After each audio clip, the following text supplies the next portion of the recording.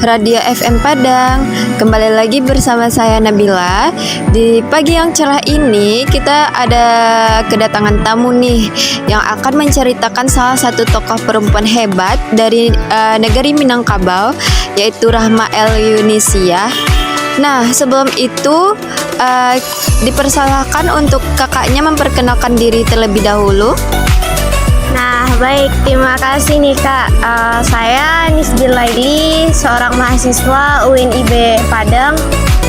Dan saya juga Agil Dwi Wahyuli dari mahasiswa UIN IB Padang, Kak. Untuk kakaknya, coba kakak ceritakan apa aja yang kakak ketahui tentang tokoh perempuan hebat ini nih yang. Baik Kak, di sini aku akan menjelaskan nih Kak, gimana sih perempuan hebat yang terkenal di Minangkabau tersebut. Di sini negeri Minangkabau terkenal telah melahirkan begitu banyak nih tokoh utama di negeri ini. Nah, iya bener banget, baik alim ulama ataupun tokoh cendekia ya Kak ya, yang tidak menonjol hanya pada kaum pria saja, namun juga wanita. Nah, nanti akan kita dengar juga nih cerita dari kakaknya. Salah satunya tokoh perempuan hebat kita yaitu dari negeri ini adalah Rahma El Yunisia. Nah, di sini kita tidak meragukan nih gimana seorang tokoh tersebut yang sangat hebat, yang memiliki, meskipun tidak diangkat sebagai salah satu pahlawan nasional, beliau juga menorehkan sejarah hidupnya dengan tinta emasnya. Nah, pengaruh Diniyah Putri Padang panjangnya tetap eksis hingga hari ini juga merupakan loh salah satu bukti perjuangannya. Wah, Masya Allah sekali ya Kak. Ternyata Rahmah ini juga membuat satu sejarah ya di Diniyah Putri, Masya Allah. Kan beliau juga perempuan pertama yang mendapat gelar Syaikha dari Universitas Al-Azhar Mesir.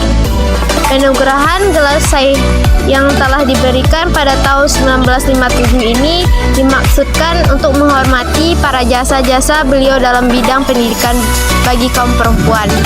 Nah, di sini masih panjang loh teman-teman profil beliau. Di sini Rahmah juga dilahirkan pada Jumat Desember 1919-an di Bukit Sarungan, Padang Panjang, Sumatera Barat. Anak bungsu dari 5 saudara, ini juga merupakan putri dari pasangan Muhammad Yunus dan Rafiah. Nah, beliau juga berasal dari keluarga yang taat beragama. Ayahnya adalah seorang ulama besar yang menjabat sebagai kadi di negeri Pandai Sikat, Padang Panjang. Nah, beliau juga seorang haji yang pernah mengayam pendidikan agama selama 4 tahun di Mekah.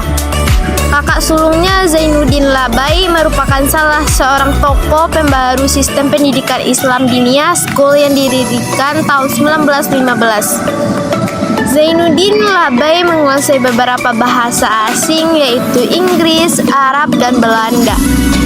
Dengan kemahirannya berbahasa asing juga menyebabkan wawasan Zainuddin sangat luas. Nah, di sini dialah yang menjadi guru, pemberi inspirasi, dan pendorong cita-cita Rahma Yunisia. Meski hanya mengayam pendidikan dasar selama 3 tahun di Diniyah School, tapi Rahma El Yunisia memiliki wawasan yang sangat luas loh teman-teman. Di sini dia juga lebih banyak belajar otodidak dan juga belajar langsung kepada kedua kakak laki-lakinya Zainuddin Labai dan Muhammad Rashid. Seperti kebanyakan orang Melayu nih, juga menyimbangkan antara pendidikan umum dan agamanya. Rahmah sendiri juga intens belajar agama. Nah, di sini beliau juga pandai mengaji dan beliau mengaji kepada Haji Abdul Karim Amrullah alias Haji Rasul, ayahanda dari ulama terkenal Buya Hamka.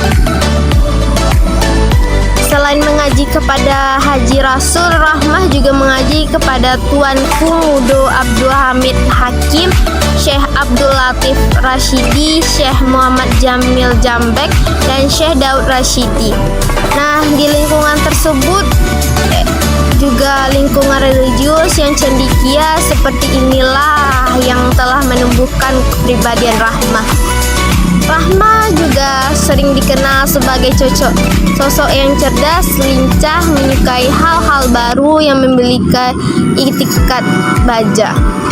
Juga sudah menginginkan sesuatu, maka tiada seorang pun yang mampu menghalanginya.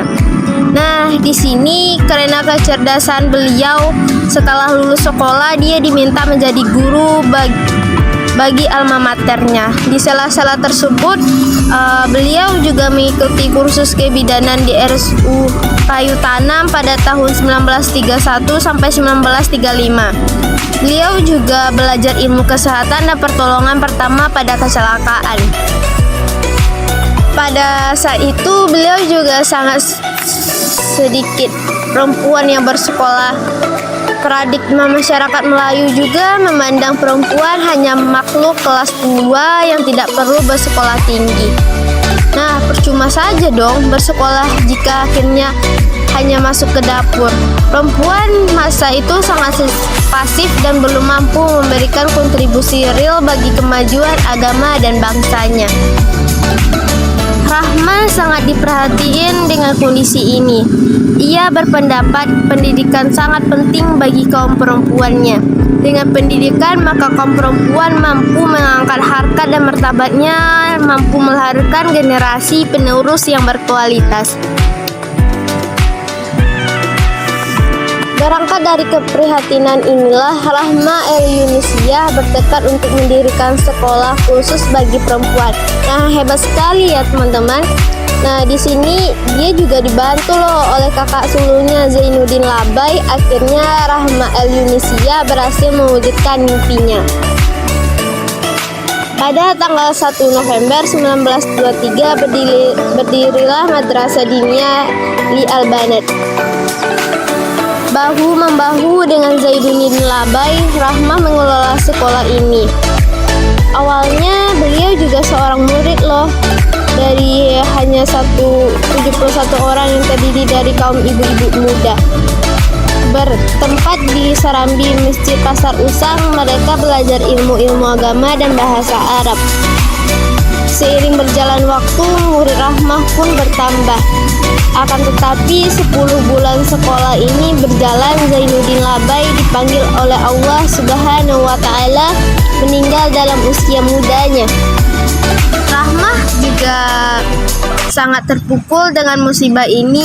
Dia sangat kehilangan seseorang yang selalu membimbing beliau untuk mengarahkan dan memberi semangat untuk mewujudkan mimpi-mimpinya. Nah, teman-teman, di sini Rahmah juga pun segera bangkit, tidak larut dalam kedukaannya. Dia tetap melanjutkan keberadaan Madrasah Diniyah Li Al-Banat, bahkan membuat keputusan untuk memberikan pengajaran klasikal lengkap dengan sarananya seperti gedung, meja, bangku, papan tulis, kapur, dan sebagainya. Rahmah berjuang keras untuk mendirikan gedung bagi sekolahnya.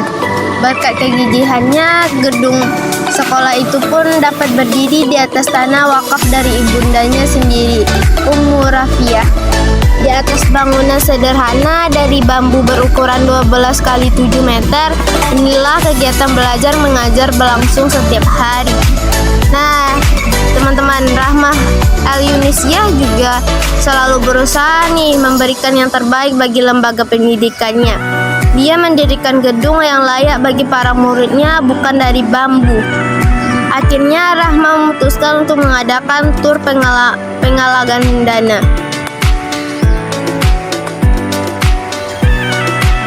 Pada tahun 1927, dia menggalang dana di Aceh dan Sumatera Utara selama 3 bulan. Selain penggalangan dana, tur ini juga bertujuan sebagai ajang studi banding bagi para calon guru di Madrasah Diniyah Al-Banat. Rahma juga menghadap para sultan mempresentasikan visi dan misi sekolahnya. Nah, teman-teman, dia juga mengunjungi sekolah-sekolah ternama pada masa itu. Dari penggalangan dana tersebut, mereka berhasil membangun gedung dan asrama yang mampu menampung 275 murid hingga 350 total murid keseluruhannya. Selain perbaikan sarana fisik, Rahmah juga mengadakan perbaikan kurikulum. Dalam kenyataannya, Rahma Al-Yunusiyah ini loh teman-teman juga menghadapi problem tenaga pendidik untuk lembaga pendidikan yang dibukanya guna untuk memenuhi tuntunan-tuntunan tersebut. Ia juga membuka Kuliat Al-Mu'alimat Al-Islamiyah pada tahun 1937. Kuliatul Mu'alimat Al-Islamiyah ini juga bertujuan untuk mencetak tenaga guru muslimah profesional. Dinia School Putri Padang Panjang mendapat tempat di hati masyarakat. Kelulusannya sangat diminati.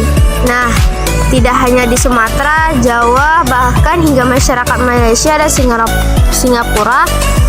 Rahmah kemudian membuka cabang Dinia School di beberapa tempat loh teman-teman. Hebat sekali bukan?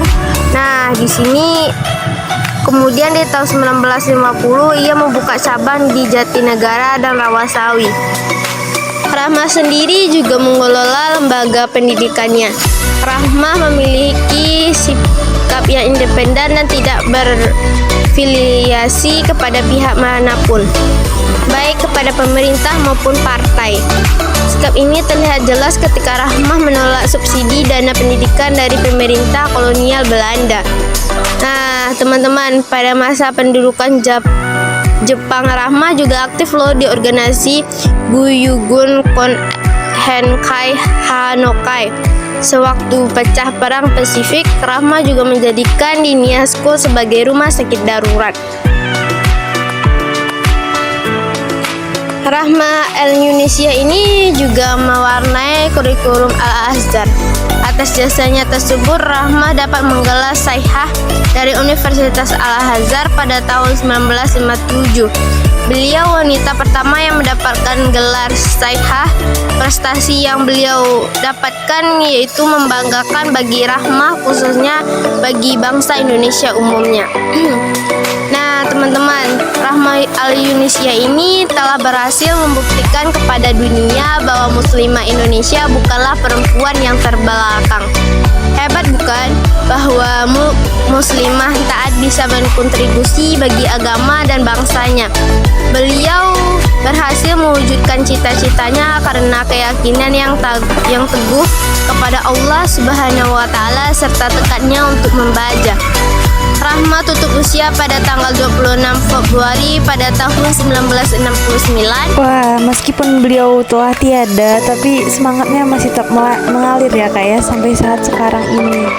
Jadi untuk para muslimah jangan pernah merasa terbelakang dan sangat-sangat terbelakang, karena kita sebagai muslimah kita bisa melihat dari bagaimana Rahmah memperjuangkan keberanian, tekad dan juga bagaimana pendidikannya, sehingga perempuan itu sangat-sangat tidak akan terbelakang, karena emang saatnya wanita muslimah ini untuk terus menunjukkan bagaimana semangat dan juga bisa untuk menjadi apa yang kita inginkan. Kisah hidupnya telah memberi inspirasi bagi seluruh muslimah Indonesia.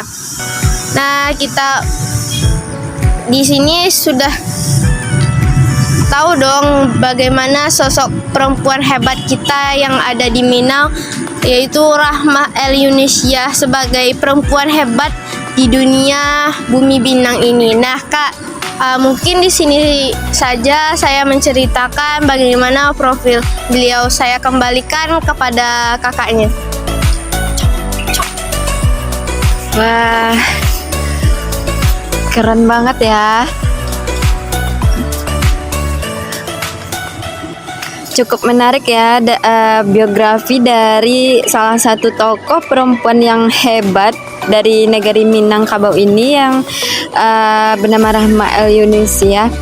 Oke, karena waktunya sudah habis dan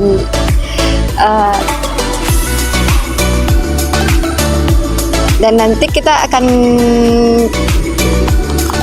kembali lagi bersama saya di Radio FM Padang. Sampai jumpa, bye bye.